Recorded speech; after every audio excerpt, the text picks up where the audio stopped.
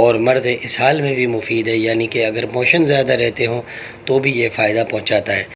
نحمدہ ونصلی ونسلم علی رسولہ الکریم، اما بعد، فاعوذ باللہ من الشیطان الرجیم، بسم اللہ الرحمن الرحیم۔ ہربلز کی جانب سے ڈاکٹر فہیم ہربلز پروگرام میں خوش آمدید کہتے ہیں۔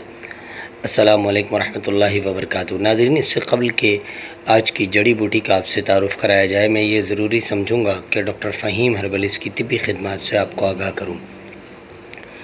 آپ Saurabh Goud J T C office کے سامنے ہربلز کلینک کرتے ہیں، دبئی، کویت، جدہ میں بھی کلینک کرتے ہیں۔ اس کے علاوہ آپ مارننگ شو کرتے ہیں K21 اور GTV پر۔ آرٹیفیشل انٹیلیجنس کے ذریعے ساری دنیا میں ادویات کی ترسیل کی جاتی ہے، جبکہ ادویہ سازی کے لیے خاص طور سے آرگینک جڑی بوٹیوں ہی کا استعمال کیا جاتا ہے۔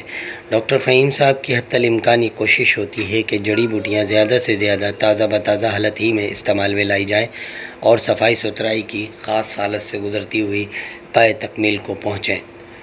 ڈاکٹر فہیم ہربلز ادویہ سازی کا کام اپنے فارما میں خاص الخاص اطباء کرام اور ماہر حکیم اور ڈاکٹرز یونانی کی نگرانی میں اور اپنی موجودگی میں تمام مراحل بخوبی انجام دیتے ہیں۔ یہ ادویات آپ کو herbaliz.pk پر رعایتی قیمتوں میں بڑی آسانی کے ساتھ دستیاب ہو سکتی ہیں۔